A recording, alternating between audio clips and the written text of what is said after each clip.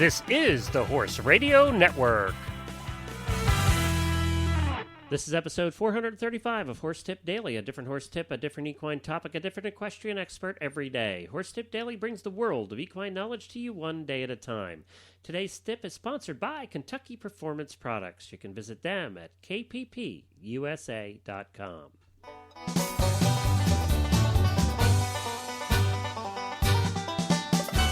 Howdy, everybody. Glenn the Geek back with you from Lexington, Kentucky, and welcome back to Horse Tip Daily. I have, as we're continuing our email week this week, answering listener emails, I have my lovely wife, Jennifer, here with us. Hi, Jennifer. Hey-ho. And if you missed the last couple days of tips, we've been answering emails all this week. You can go back and take a listen to them at horsetipdaily.com. And if you have any questions or you want to offer a tip, maybe you have some tips that you want to share with our listeners, you can do so by writing to Glenn with two N's at horseradionetwork.com. It's very simple and easy, and we would love to hear from you. We're going to get to our next email and try and give it an answer here right after these words from Kentucky Performance Products. We'll be right back.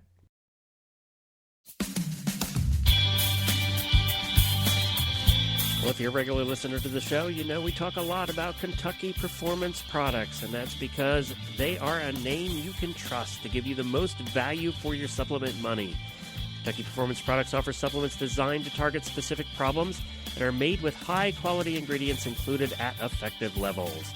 The company's supplements are intended to complement, not compete, with your dressage horse's current feeding program, guarding against oversupplementation, and each product is backed by sound research and the money-back satisfaction guarantee. And today we'd like to talk to you about Nalox, the original equine antacid. It's recommended by veterinarians and leading horsemen as a way of maintaining a healthy stomach, which reduces the risk of ulcers. Nalox can be given daily to horses exposed to stressful conditions or as needed when shipping, competing, or during stall confinement. You know, you can learn about Nalox and all the products at Kentucky Performance Products at kppusa.com. That's Kentucky Performance Products at kppusa.com.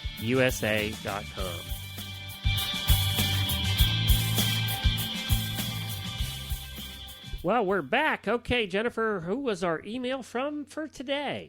Today we've got one from Wendy in Delaware. Let's see if I can get... This one's a long one because she gives us the horse's life story, but we'll get to the gist of it. She has a horse that is afraid of water. Water phobic. Let's see. We had a dog that was afraid of water. Well, you know, I kind of expected in a dog. Yeah. I have a horse who's afraid of anything to do with water. She even hates to step in a puddle from an overflowed water tank in the field. I can relate. I had a pony that was that way, too. My driving pony, she hated water. Remember how she used to jump around water puddles and take the cart with her? Yeah, which is dicey in a cart. She hated water. That's a good question. That's a good question.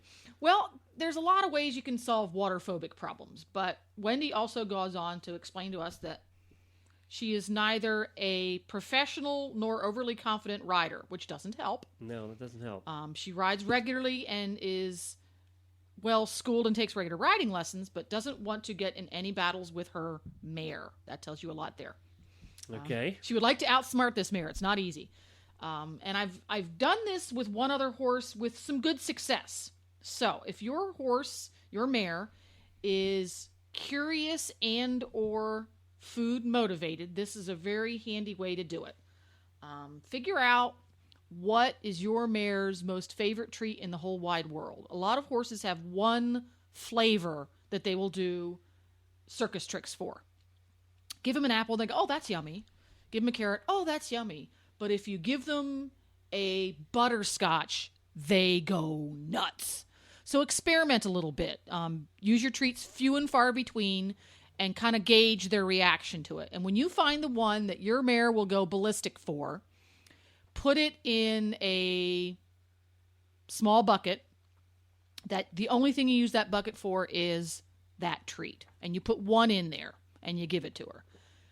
And then the next step is put that bucket in the field where you ride. And when you go out to ride, or the arena, or it works better in a field because we're dealing with water here, let her go out there before you even get started. The first thing she gets to do when you go riding is go out and eat that one treat out of that special bucket. While you're riding her, just let her put her head down and crunch her mint or whatever she's going to have, and then go about your business. And do this several times until you find her, when you walk into that field where the bucket is, that she kind of makes a beeline for the bucket. Do you see where I'm going with this? Yep.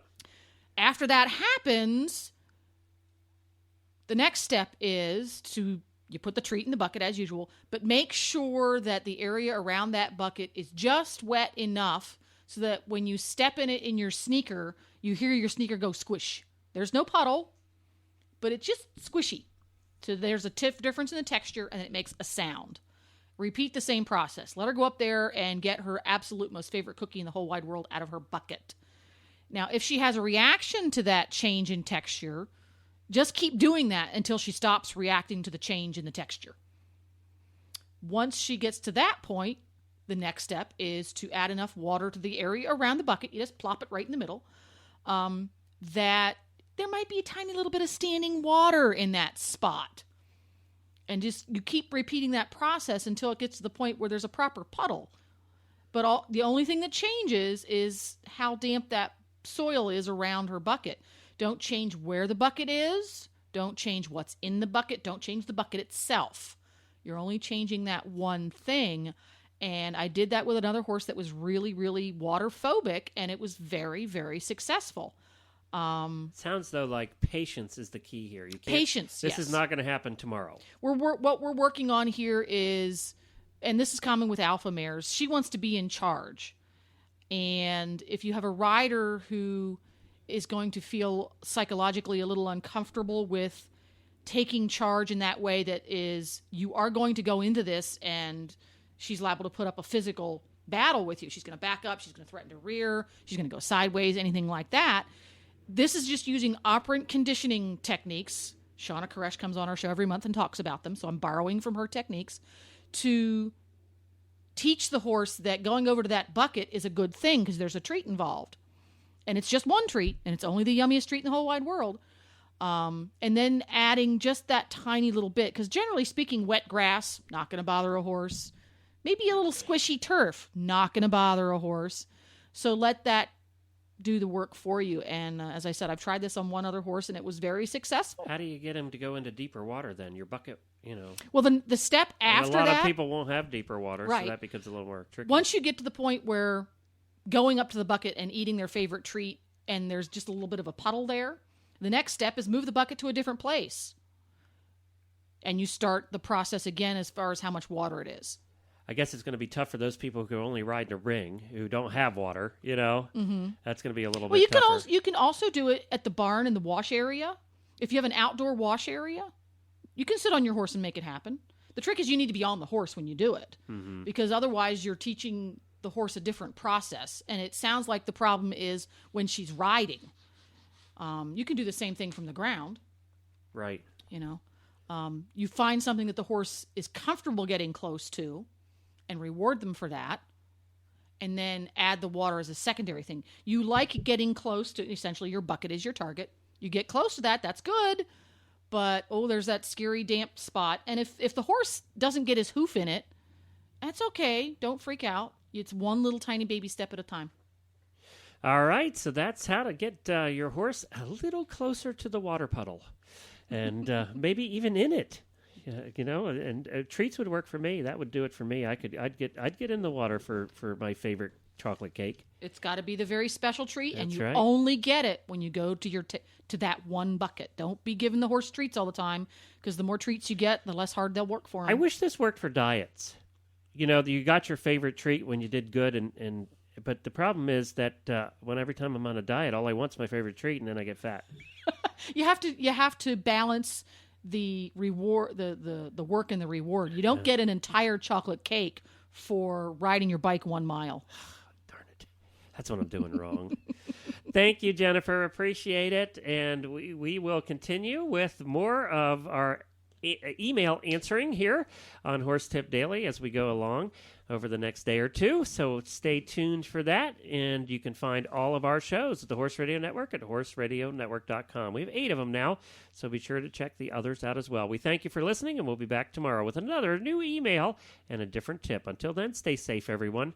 The Horse Radio Network and the Horse Radio Network hosts are not responsible for statements of guests or their opinions. Use your own judgment when listening to the tips provided by the experts on Horse Tip Daily.